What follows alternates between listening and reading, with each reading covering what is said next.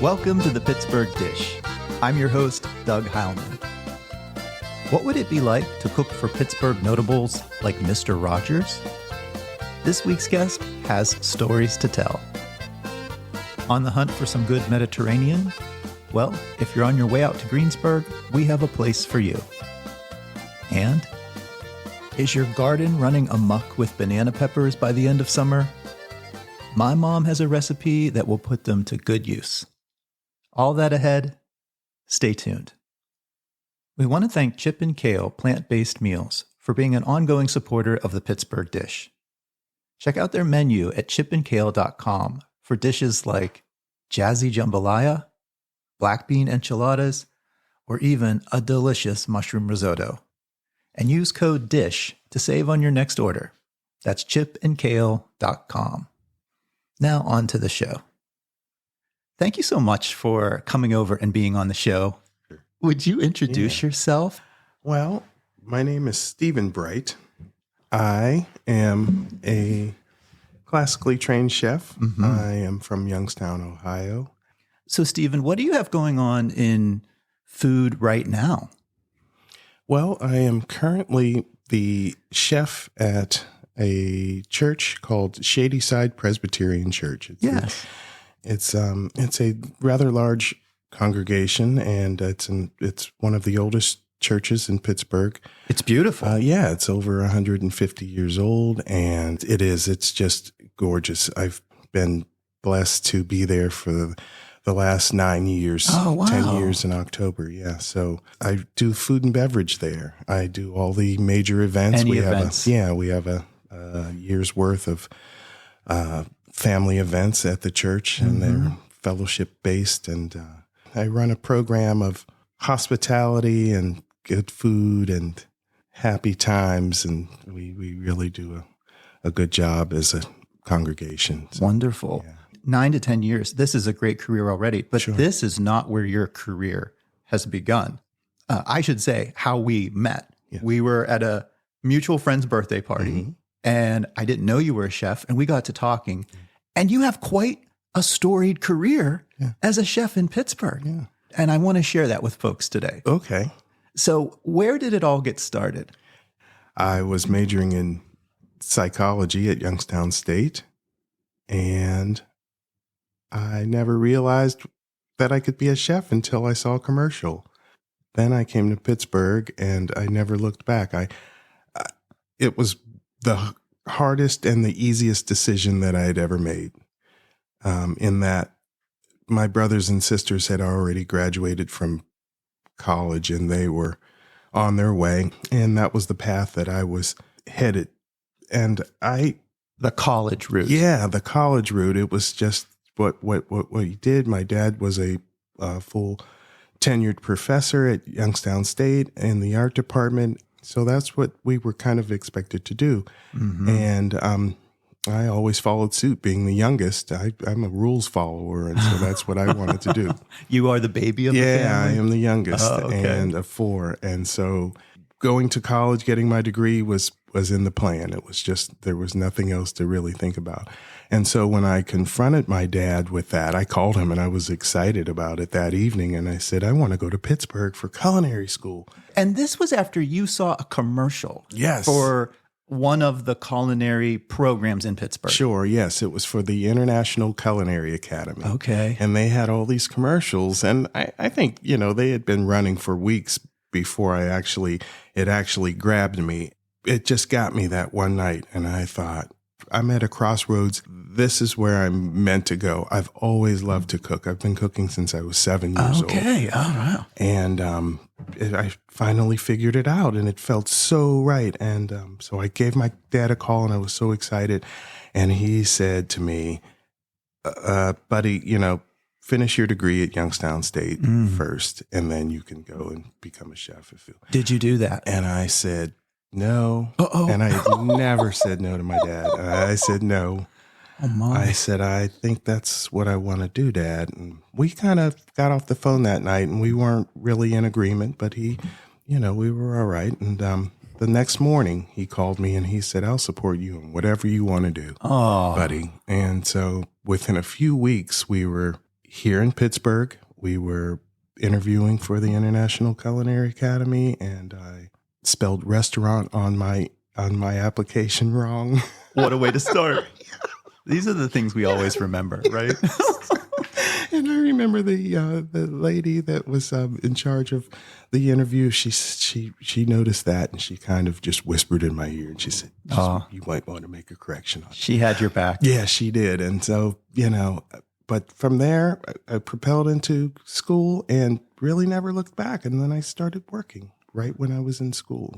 So you get your parents' support to go to culinary. Sure. You get into this program in downtown Pittsburgh, right? Yes. At the time, were there like more than even one culinary programs? Was there Cordon Bleu? I was only aware of 2 programs, and there may have been 3. There may have been one at the Arts Institute, and then there was the Pittsburgh Institute. Yes. So that's PICA. And then there was the International Culinary Academy, which started from PICA. It was one of the chefs and the owners. He started his own school, and that was the International Culinary. And that's the one you went to? Yes, and that was in the Fulton Building downtown. Oh, yeah. Yeah, where the Renaissance is now. Can we just remind listeners, what year is this?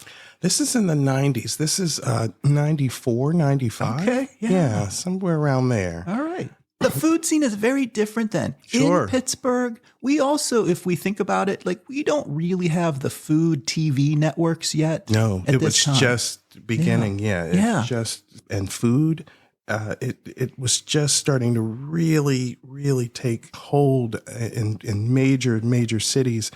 I started catering because I needed a job while I was in culinary school. And one of the assistants was walking down the hall, and she was just shouting it out. She said, "Does anyone need a job, while you're in school?" And it was just like a godsend. And I said, "I need a job." And she said, "Follow me. I'll take care of you. Wow. If you want to work in catering, I can get you a job." And so I said, "Sure."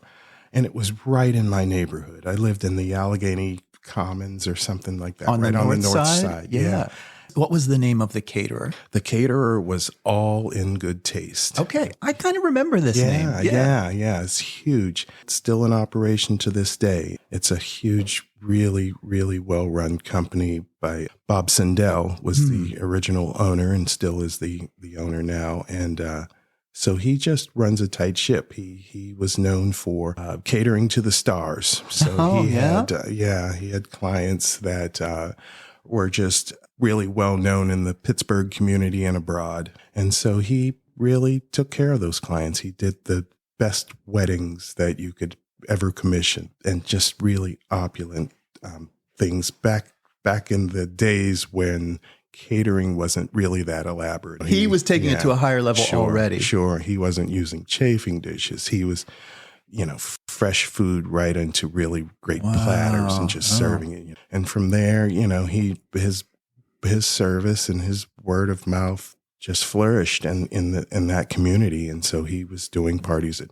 Falling Water and just with all the major players here in Pittsburgh.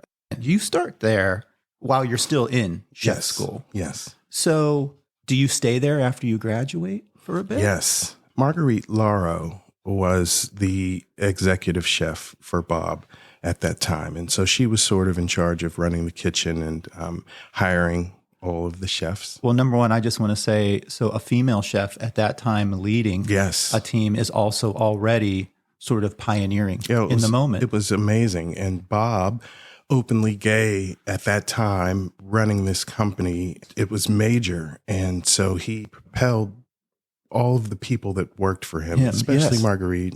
They just enhanced this company, and they were a perfect pair. Were they looking for a diverse team of players in the crew? I mean, I just think about for you as a young Black chef at that time too. Was that like one of the best places to land? Sure, it was a great opportunity. I knew that I had something to give, even at that young age in my career. I knew that the passion that I had was going to be great for any company that hired me. I was that confident. I loved what I was learning. And I was taking in everything and really doing well because I wanted to be there. Which is not always the case. No. I've seen a lot of folks go to culinary school Sure. and it's like they're just sort of passing the time. It was like me at Youngstown State in the psychology department. I didn't want to be there. I didn't know what I wanted to do. I didn't have any passion for that. But now in the culinary program, you're on fire. Sure. Your whole energy, all of that creativity is ignited. I could bring it, and they saw that. They recognized that in me, and that reciprocation from them is invaluable. That's exactly what I needed at that point in my life, in my career, as a young chef, as a young man, as a young person in a new city. Yes. It was everything. And Bob welcomed me in. He was in, at that point I wasn't out, and he showed me what it could look like. Okay. He showed me not to be embarrassed about being gay. Oh, so much more than just a job. He was awesome. And Marguerite. And so it was just wonderful examples of positive people doing wonderful big work. Yeah. And the influence that All in Good Taste has to this day, you can't touch it. I love it. Yeah. And so not only a formative time for you as a chef in your career, but even as a young person. Sure. What a gift being surrounded by that environment. How many years did you then stay with All in Good Taste? So my career was really phenomenal there because I would say within 2 years of graduating school, I was the executive chef at All in Good Taste. Marguerite purchased the company from Bob. He was moving on to California, Palm Springs. He bought Betty Grable's house. Oh my old house. goodness. All he good made things. it into a bed and breakfast, and he was doing catering for the stars out in Hollywood. And, Wow. And so he sold the company to Marguerite briefly, and so she made me her chef de cuisine. That was a lot of responsibility. Oh my goodness. But when you're that age, I don't know what it was, because when I look back now, I think, wow, how did I do that? Right. So, they would send me to these high-profile clients' homes, just me to do private dinners for Teresa Hines and Elsie Hillman. And, Oh my goodness. in the 90s, that was when Senator Kerry was running for president. Yes. He would fly in and spend the night with Teresa at her beautiful farm in Fox Chapel. And you'd be there just cooking. do a private dinner for them. And, he loved chocolate cake. And so the baker would send me with a wonderful chocolate cake. And then she loved crab cakes. And so we would just do really wonderful foods for them, nice little souffles and really wonderful things. And then get in and get out and let them get to bed. And Stephen, do you mind me asking how old you are at this point? I'll be 24. You're 24. I'm 24. You're going to these high profile, notable folks. And, just no cooking fear. No fear. Because, Maybe that's the gift of being 24. It is. Right? It is. It's a blind, Confidence. no fear, confidence. And that's what I had it. And it was wonderful. Bob would give me refreshers before I would go out the door for some of these parties. He'd say, make sure when you handle the foie gras, you do it this way. You pull it out and you let it come to room temperature. You do this, you do that, and this is how you sear it. And you slice the apples this way to put it into the foie gras. This is when you put them in, He had your back, though. I mean, this was all in good tutelage, right? Sure, it was. Wonderful experiences. Can you remind me, I think we talked the night that we met, you have cooked for Mr. Rogers. I did. Can you tell us a little bit about that experience? I did his 60th birthday party. Oh, wow. So this was a party in Oakland at a private condo. It was for 8, maybe 10 people. So still pretty intimate. Yeah. It was a group of ladies and Mr. Rogers, and it was for his birthday. At one point, after dinner was served, I looked into the dining room where they were gathered to make sure they were ready for dessert, because it was a sorbet and it was in a Tweel cup, and it all needed to be timed because it was sorbet. And, Yeah. you know, Nothing it was, melted and no soft cups to serve in. Yeah. No. So it had to be perfect. So I looked in to see if they were ready for that dish. And I proceeded to go back to the kitchen because I determined that they were ready. And I laid out the plates. I laid out the tuile cups. I got the berries ready. And I looked up and I hear someone saying, "I saw someone looking at me." And it was Mr. Rogers. He came into the kitchen. He came into the kitchen. And he was standing there. And I said hello. And he talked to me for 20 minutes. Oh, he wanted to know all about my life growing up and my influences and how I came to be a chef and how much I loved it and passion that I had for like just everything. We talked about a lot of different things and in that small amount of time. And I just was dumbfounded and at the same time relaxed because he had that presence. Yeah. What an incredible moment. Yeah. He was wonderful. And that was my experience with Mr. Rogers. Oh. This is Chef Stephen Bright, and you're listening to The Pittsburgh Dish. Are there any other folks that you have cooked for that really stand out? Oh, gosh, so many. Mikhail Baryshnikov. Well, Mikhail Baryshnikov. Yes, Mikhail Baryshnikov was in town for some benefit for the ballet, the Pittsburgh Ballet. And there was a large party being hosted in his honor. And the first course was a wild mushroom risotto. And it wasn't just wild mushrooms. I mean, these were like the most exotic mushrooms that I had ever worked with. You know how mushrooms are. Yes. Some are Yes. dirtier than others and have to be soaked several times. And others are You don't just, want any grit. Sure. Yeah. Not for Mikhail Baryshnikov. No. And so then from there, you take the stems and you make a really wonderful mushroom stock. And so that was the base of this wild mushroom risotto. I was in charge of making that. And so I made this risotto for, I don't remember how many this party was for, but it was over 70 people. And that's kind of hard to do, is making a risotto for that many people. Yeah. And you have to, and that's another thing, like the timing on that is crazy. So we put the dish out. It did come out really wonderfully.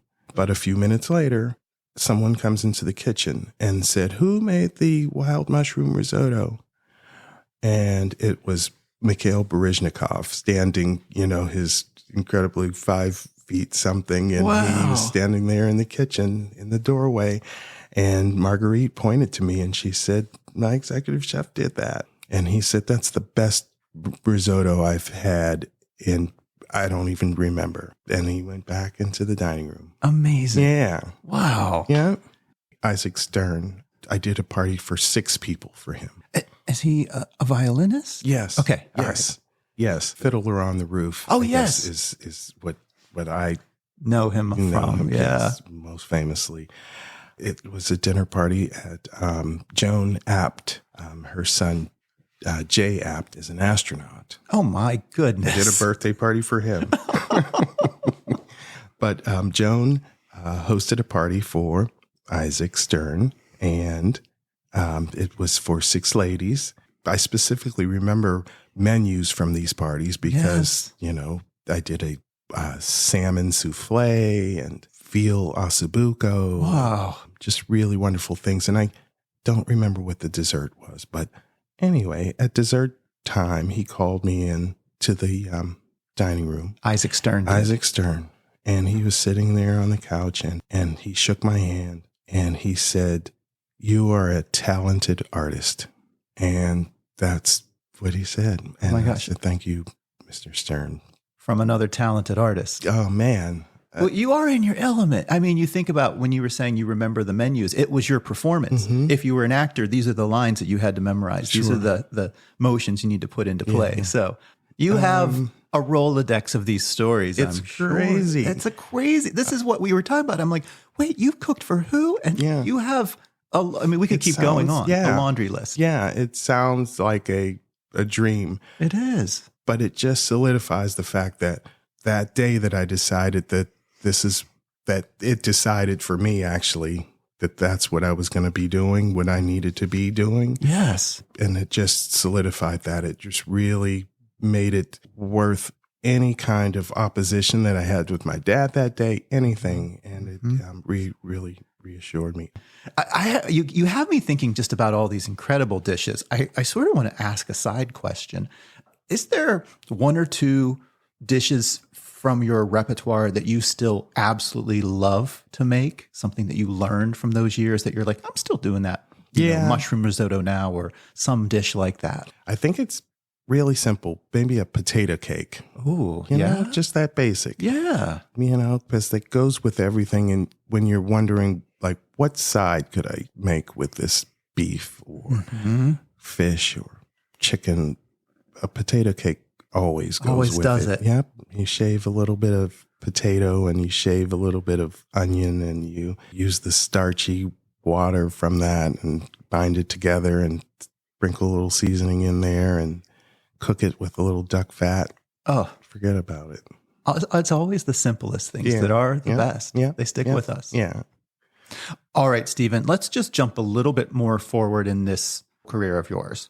So you work for many years for All in Good Taste. What happens after that? Do you leave at some point? I do. There was a lot of transition. And I think at that age, I was becoming restless. Yes.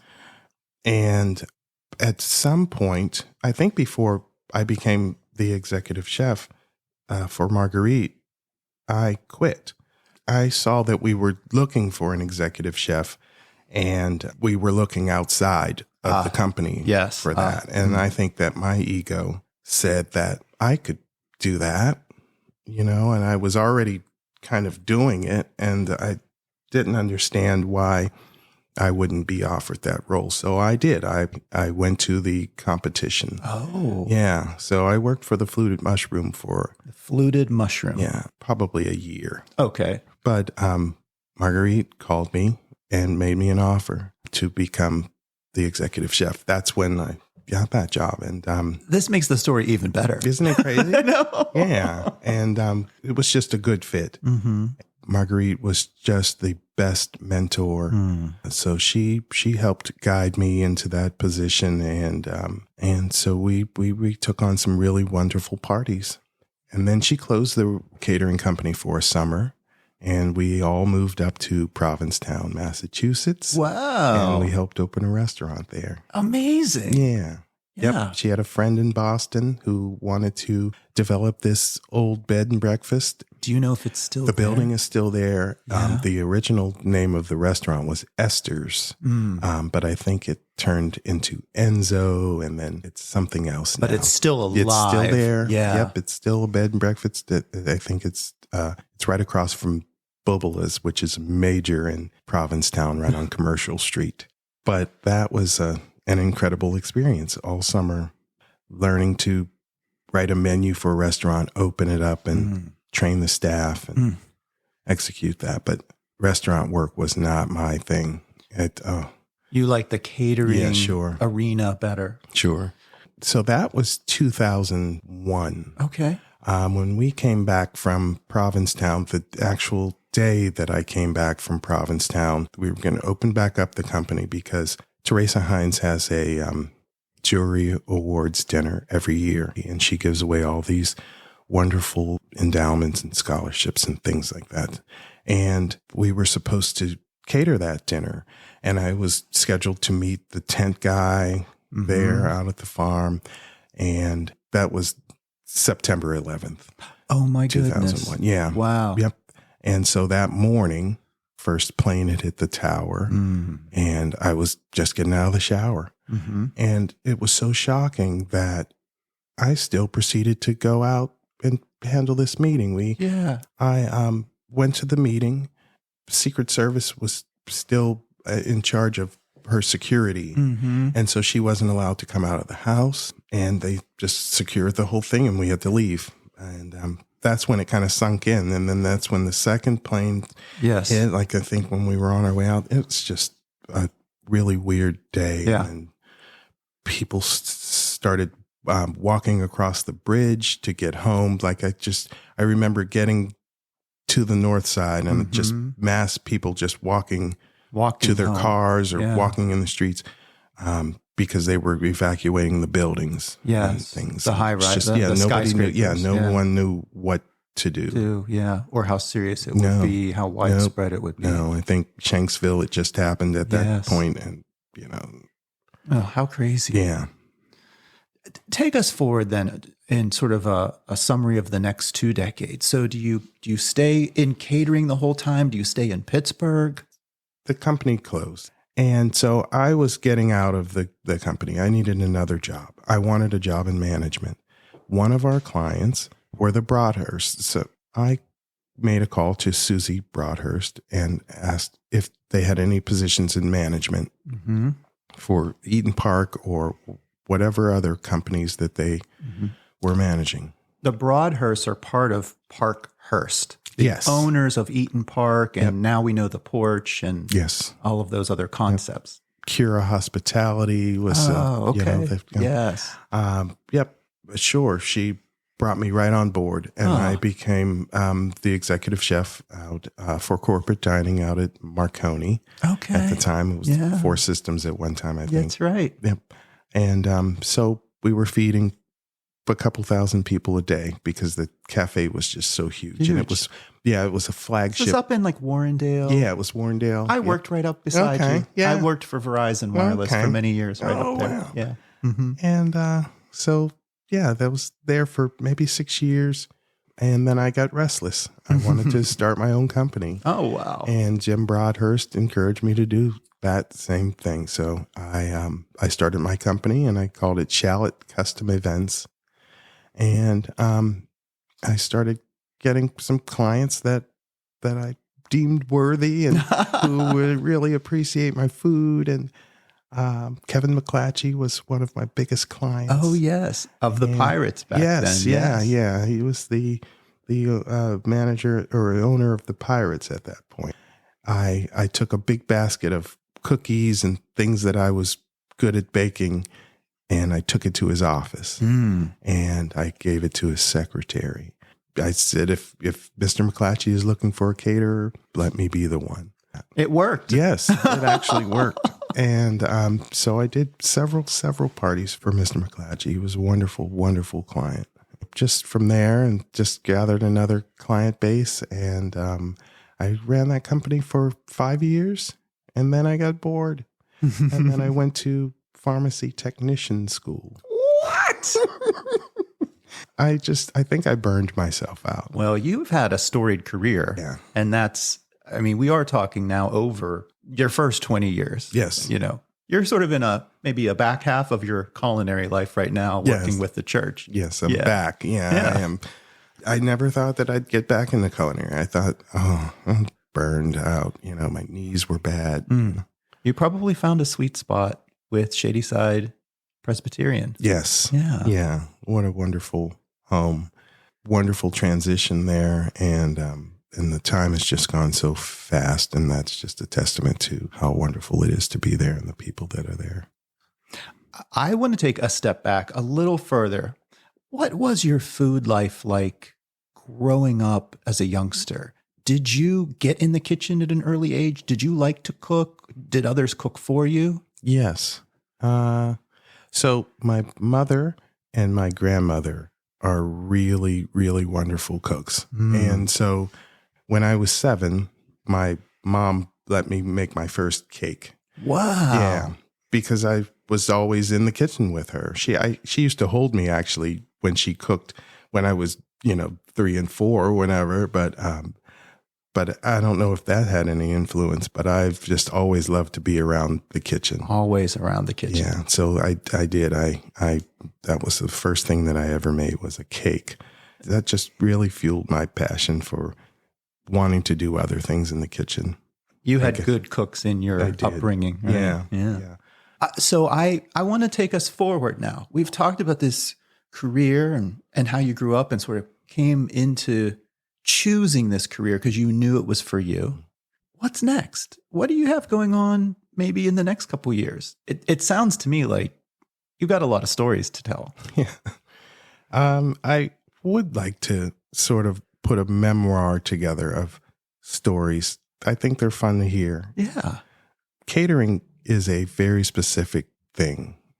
Every event is totally different. Right. Whether you're going to someone's home and you have to acclimate to their oven, to their space, or whether you're going to a familiar venue that you've done parties at before. Mm-hmm. It's always different and it's always a challenge.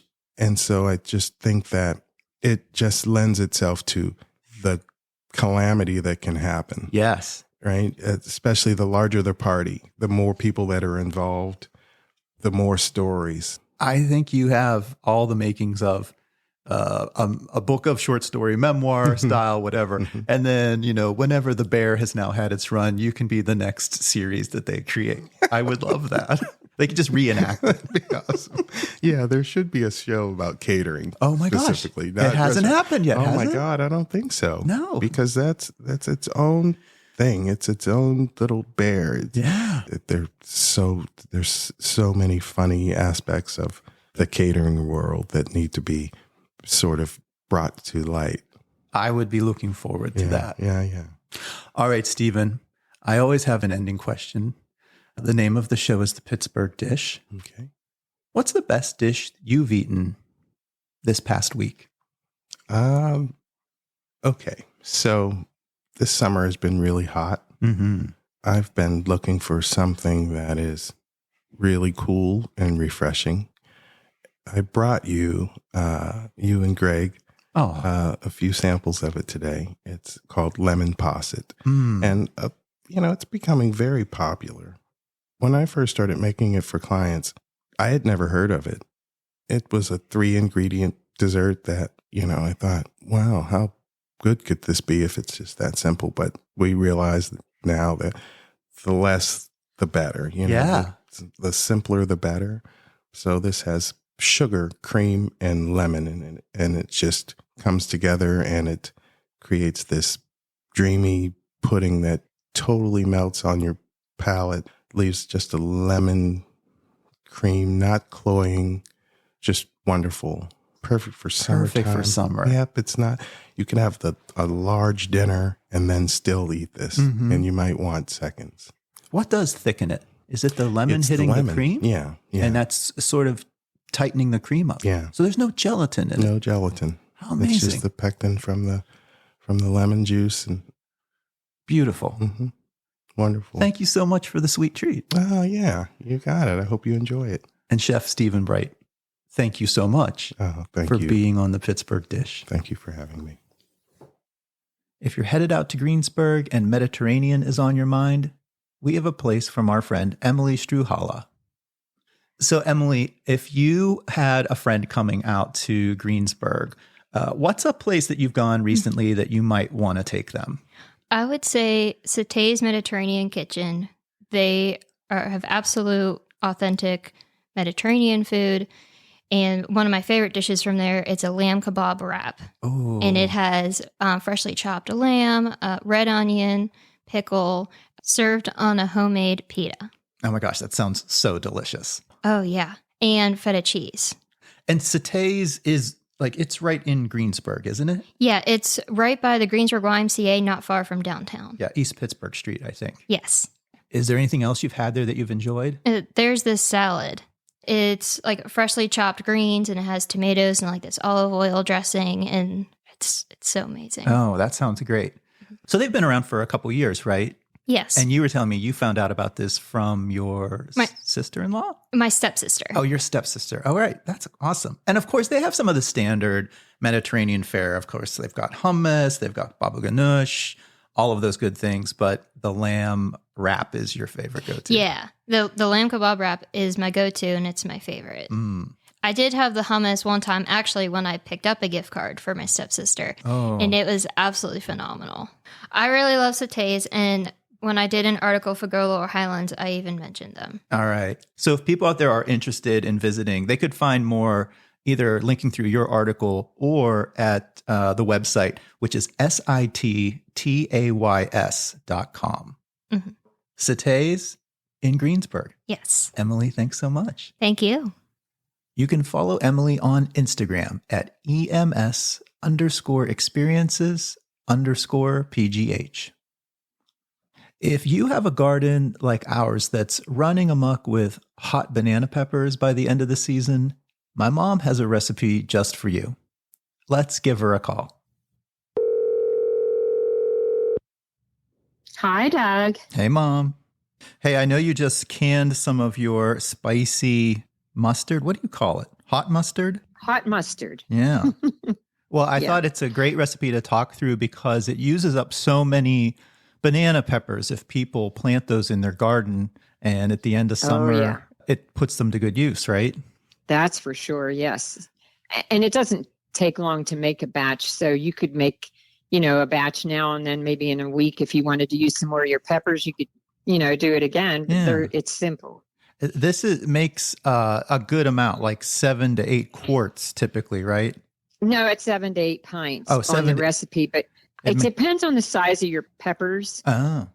So I have a couple questions. You use a couple hot peppers in there, a jalapeno, a cherry bomb, and 2 serranos. Then you use a huge amount of the banana peppers, but you take all the seeds out of all of them. Is that right? Oh, yes. The first thing you have to do is wash them all and dry them. And then I actually do it outside at a table where it's well ventilated because they're hot, And it says 38. And if my peppers aren't real big, I will use a little bit more, maybe 6 more or 8 more. Yeah. It depends. If they're too small, I like to have enough. So you process all of those peppers up with a couple of onions in like a food processor or a blender. And then you're cooking this whole thing on the stove. I saw on your recipe card, it calls for a quart of yellow mustard. Is that like a regular prepared mustard you'd buy at the grocery store? Yes. Just get, what I get are the 2 20-ounce bottles. And that makes a whole quart. All right. And so then you end up boiling this on the stove with some brown sugar and white sugar and apple cider vinegar. And then towards the end, you thicken this a little bit. Is that right? Correct. Yes. What I do is you take a half a cup of flour and a cup of cold water, and I mix that together really well so that it is not lumpy. And then put that into your hot mustard mixture that you have already on the stove boiling. And then you stir that in and bring it up to a boil again for 5 or 10 minutes, and then you can jar it. We love this mustard because it's kind of sweet. It's sort of like a dipping mustard or something you can put on a burger. Do you hot can it where you store it on a shelf, or do you just put it in the fridge? I hot can it. It'll be preserved, because I can take it downstairs and put it on my shelf then for the winter. But they don't have to be in the fridge. With all of the other canned goods. Yeah. Yeah. That's right. Well, we love this stuff, and it is pretty simple to make. And I think you put it on everything, right? Sandwiches, or you put it out as a dip. We dip chips in it. Like something, you can use it on sandwiches. You can use it on, like if you have some kind of meat that you just want to add a little flavor to on your plate, you can put it on your meat. I mean, anything. Yeah, Mom, it's delicious. Mom, how long do you think you've been making this hot mustard? Few years. I probably 5 years. I got it from a recipe that your dad worked with a man that brought it to work and gave us a sample of it. And I loved it. And I said, I need that recipe. Yeah. That's how we got it. Yeah. Yeah. I'm so glad you got it. It's really good. It is. All right, Mom. Hot mustard for the end of the summer. That's right. And it's a good one. So enjoy. All right. Thanks so much, Mom. Love you. Thank you. Love you too, Doug. Bye-bye. If you have a recipe, share it with us. You can go to our website at www.pittsburghdish.com and look for our Share a Recipe form. That's our show for this week. We'd like to thank all of our guests and contributors, and to Kevin Selecki of Carnegie Accordion Company for providing the music to our show.